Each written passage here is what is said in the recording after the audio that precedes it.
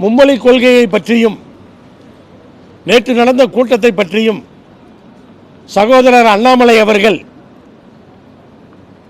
கருத்து தெரிவிக்கும் பொழுது, மும்மொழி கொள்கைக்காக வீடு வீடாக சென்று நாங்கள் கையெழுத்து இயக்கத்தை தொடங்குவோம் என்று சொல்லி இருக்கின்றார்.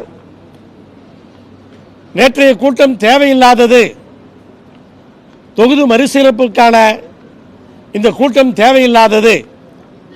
கலந்து கொண்ட அனைத்து அரசியல் கட்சி தலைவர்களையும் வீடுகளிலே சென்று சந்தித்து உண்மையை விளக்குவோம் என்று அண்ணாமலை அவர்கள் சொல்லியிருக்கிறார்.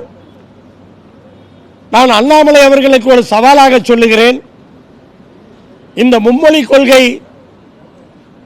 திட்டத்தை உங்களுடைய நிலைப்பாட்டை ஆதரிப்பதற்காகவும் நேற்றைய நடந்த கூட்டம் தொகுதி மறுசீரமைப்பு கூட்டத்தை பற்றி தனித்தனியாக பேசுவதை விட இந்த இரண்டு விஷயங்களையும் உள்ளடக்கி நீங்களும் ஒரு அனைத்து கட்சி கூட்டத்தை கூட்டி பாருங்கள்.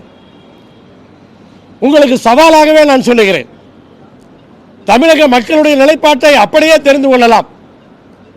மும்மொழி கொள்கைக்காகவும் தொகுதி மறுசீரமைப்புக்காகவும் நீங்கள் தமிழகத்தினுடைய அனைத்து கட்சிகளையும் வாருங்கள் என்று அனைத்து கட்சி கூட்டத்தை உங்களால் கூட்ட முடியுமா?